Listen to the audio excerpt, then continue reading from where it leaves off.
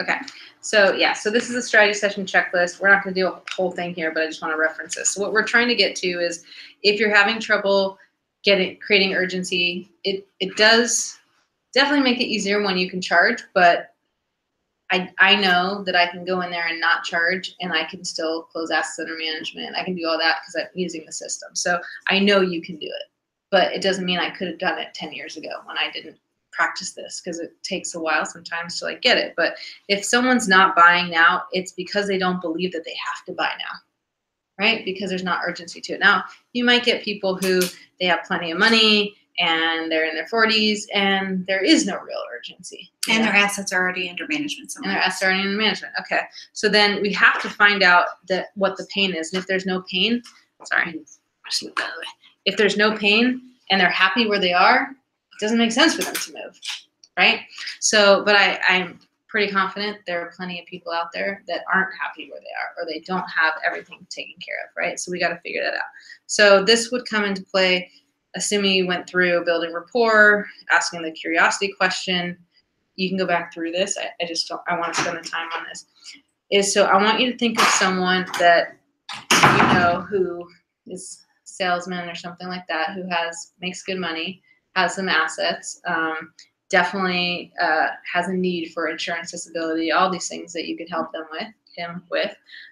But we got to assume there's some gap, right? So think of in your mind what those gaps are. Can you kind of pretend like you're someone, or think of someone who you can step into his shoes? Because if there are no gaps, there's absolutely no reason why they should move their money. Okay. So I've got, somebody. Okay, cool. Okay, so I'm just going to ask you the FCC. I'm mostly going to go into there to see if we can dig to the pain to get to it. This is the guy I couldn't close, so he went dark. Okay, perfect. He went dark. Can I use this? Oops, I'll use this one. All right, so I need to take notes because I'm going to try to repeat what you say. Okay, so what are your biggest concerns when it comes to your money? I hate my job and I want to retire today. So here's all my stuff, and I want to be able to retire today. So my concern is, I guess, that I can't. And that drives me crazy. I hate my job. Okay, what do you do again? I'm a software sales manager. Okay, got it. Okay, and how much do you have saved up?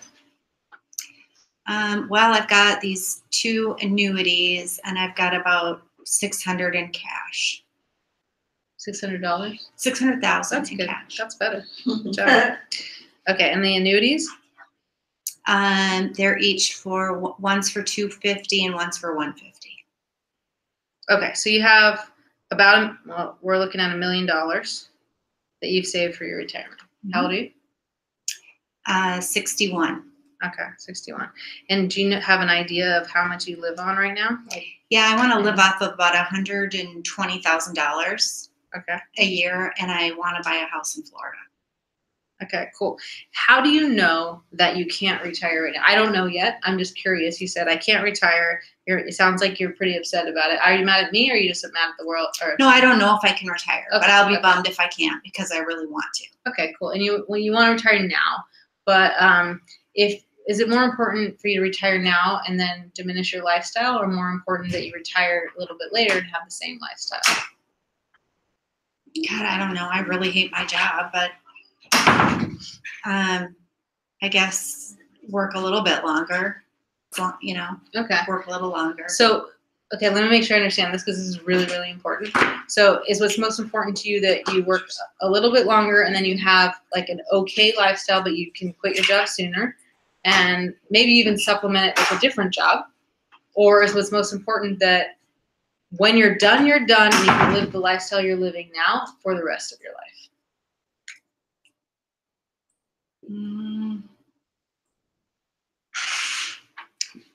When I'm done, I'm done. I don't want to look back. Okay. So what you want is, whatever that date is, you want to be done, meaning you quit your job and you can retire. You can live the rest of your life comfortably the way you live now. I want it to be today. I understand that. But my guess is, based on what you're telling me, is that it probably can't be today. Otherwise, it would already have been today. Is that accurate? Or you're just not sure? No, I just don't know. That's why I'm hoping you can Okay. figure out whether Okay, cool. I could retire based on what you see right there. Okay, so I mean, I can figure that out. The answer is no. Okay, so I can help you figure that out. That's why you're here. So good job for being here. So that's awesome that you're open to this. She's not being very open, right? So I'm going to compliment her for something that is not that true to try to rise her to raise the standard a little bit. Like he was being very closed off. I take it. Very. Okay, cool. So I'm just going to keep reframing him, but I want to be clear with you. Okay, so I understand what you want. You hate your job and you want to retire now. Is that right? Mm-hmm. Okay, cool. So one of the things I can do is tell you whether or not you can or you can't. My guess is that let's just say you can't, okay? Because I don't know yet. I don't know yet based on this because I don't know what your lifestyle is. I don't know where your expenses are. This is obviously going to be a work in progress. If it was that easy, you would already know. But there's some factors that are to be considered. Isn't that true? Okay, good. So when I get this, like when I have clarity about whether or not you can retire, let's assume that you can't. Okay? That's a viable possibility. True? Okay. Now I want to understand, you said it's more important that I retire. When I retire, I'm done working completely. So let's assume that I find out, I'm making these numbers up, that I find out based on my expertise and understanding your numbers and what you want, because I cannot figure out how to get you the lifestyle you want and to tell you whether or not you can retire without getting more information. Don't you think that's true? Yes. That would be pretty, like, unprofessional of me to be like, oh, you can or you can, or you can probably retire in 5 years. Like, I won't do that to you because I care about you. Okay, so that means let's pretend I find out by age 70 or 61. It's going to take you 9 more years to be able to have the same lifestyle you have now, to be able to move to Florida, right, to live in a different house. And I have to understand what kind of house that is and what that would cost, obviously. But let's say whatever it is, that pretend I know exactly what the lifestyle is that you want and everything, not only the lifestyle you want, but also pretend that I also know, like, I also make sure that if anything unexpected or even expected, like getting old and needing help when you're not as able to take care of yourself, that stuff is taken care of, because that's important, right? Mm-hmm. Okay, let's say it's not going to happen till you're 70. That's 9 more years, but you will have the optimal lifestyle and you'll have everything in place. No, I know. No, Sorry. I know. Okay, cool. That's what I need to understand. So if that's the case, then my question is, because what you said is what's most important to you is that you have the lifestyle the same lifestyle, and you never have to look back, you're retired and done. If that's not possible, do you want me to tell you or do you want me to lie to you? Well, lying isn't going to help, so okay. Tell me the truth. Okay, I'm going to tell you the truth. Cool. So it sounds like you're open to me telling you the truth, right? I would never work with this person, by the way. I mean, if he's not going to be open, I mean, it's hard. But here's what I want to get to is that we only have a few options. I just got to be real with you. So one option is that you work until, assuming that's the year, it's age 70, and you said there's no way in hell. That means, are you willing to, let's say you can quit your job in 2 years, but you have to work a supplemental job. Are you willing to do that? Maybe doing something that you like to do to help supplement your income until you can be done and then never look back? My wife might be able to be willing to do that. Okay. So then it sounds like we should, if this is something. She likes to garden and stuff. Okay. So it sounds like, okay, pause.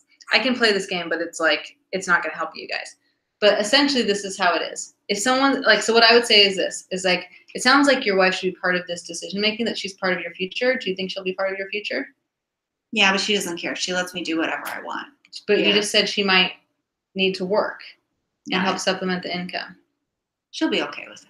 Okay. So probably this is not a fit. I don't think I can help you. It feels like to me that if, it seems like your wife should be involved, and I just don't feel congruent doing this without her here.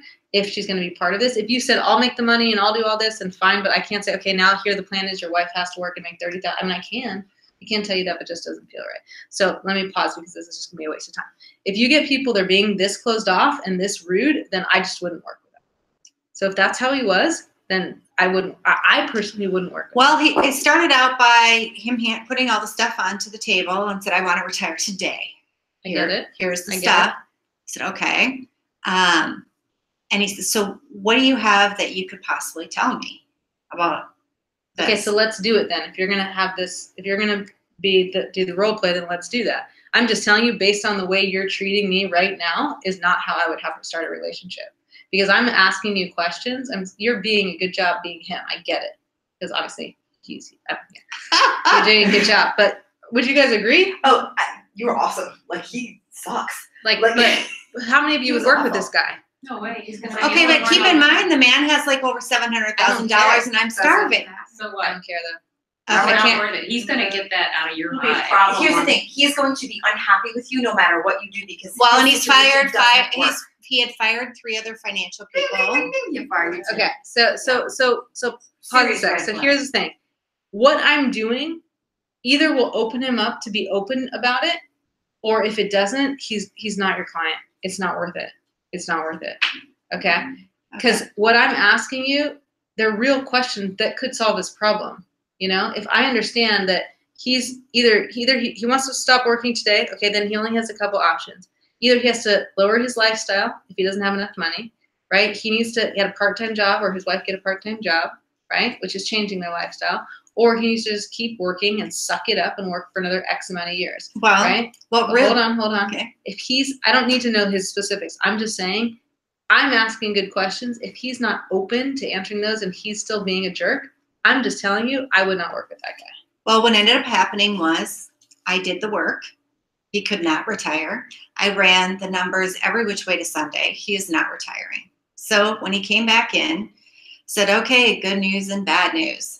The bad news is you're not retiring today. You're going back to work tomorrow because I can't make that happen. So I said, now the good news is there's different things we can adjust to try to accommodate your situation. So we could adjust how long you work. We can adjust what That's you're cool way to doing. say. I get it. And he's like, he didn't really say too much. He was kind of grumbly. He said, well, I'm still trying to decide if, I'm leaning towards it. Why don't you call me at the end of the summer? So here's the difference. I would never, ever put even that, like a minute of time until I had his buy-in. So this will save you a bunch of time. If he's not opening, so I said, look, I don't know the scenario yet. I'll run it for you. As long as you're committed, I'll run it for you. But I got to know, I need to understand what you want, right? So those scenarios I just gave you, he needs to give me an answer. If he just says, I'm just not working anymore, and he won't budge from that, then it doesn't matter if I give him. So even if, let's say he says, okay, well, if you can just tell me, then, okay, let's assume I can tell you that you have, 9 more years you have to work, or let's say he's willing to take a part-time job. I'm like, cool. Okay, good. So would it make sense for me to go through the numbers for you and come back, and then we can develop a plan together? He's like, yeah. Okay, so here's my assumption, is that I'm going to go do this work. Typically, financial advisor would charge $2,500 to $7,500 for this. Okay. So this is where you can add, right? So typically, other financial advisors, if they're really doing a real plan for you, not just trying to sell you stuff, they're going to charge you for that. At Edward Jones, we don't do that because we believe everyone has a chance. But the thing is, my time is really valuable, and so is yours. And I want to make sure that I get to, I choose who I get to work with. I want to make sure that you're taking this seriously. If I go do 5 to 10 hours of work to understand your plan, that you're serious about working with me and to implement it. If you say, I don't know, you don't have to agree with everything I recommend. You don't have to do everything I recommend. But the assumption is that we're on the same page, that I'm going to figure this out for you, and then we're going to find you a solution. Wouldn't you like a solution? Yes. And if he's like, well, I don't know, I can't commit to that until you go do it, then probably, until I understand more components, probably I can't commit to that either. And I just wouldn't do it. I don't need someone bossing me around. That's good to know. Okay, yeah. So where I would say where I'm missing something is before you do the plan, saying, I'm okay with doing this plan as long as I don't know what your verbiage was, but I have it taped, I hope. Over here too. Yeah. It's you don't want to make it condition. So you got to be careful with the language. It very much is a language thing. It's not, as long as you say you're going to work with me, I'm going to do this. It's like, no, that you are considering it. So yeah, we're considering we're putting together something. The difference is this. Listen to my language. Here's the assumption. I'm making the assumption, I care about you. I want you to reach your goals. But this is after I got to the pain and they were open about it. This is after I got to the results that they want. Imagine, what would you like? Well, I want to retire today, but let's say you can't. What would it look like let's assume that we figured out a way where you can have a part-time job that you love and you can retire by 70, but in the next 9 years, you're only taking a small bit of your retirement, but then you're able to do something that's kind of fun. You get a lot out of it. What do you enjoy doing? Let's find a job where you're just supplementing. All I want to do is just not chip away at you have a nest egg. But what if we can't chip away at the same amount that you're taking, that you're making right now in order to have your life be the way that you want it, right? I want to just make sure you're still happy. Does that make sense? Yes. And he's like, yeah. I want that. Great. So my assumption is that look, I want to figure this out for you. My assumption is first of all that you want X. And he's like, yes. Okay. And you want this to happen, right? Do you think we're a good fit to work together? Because I would like to work with you if you're committed to getting this result.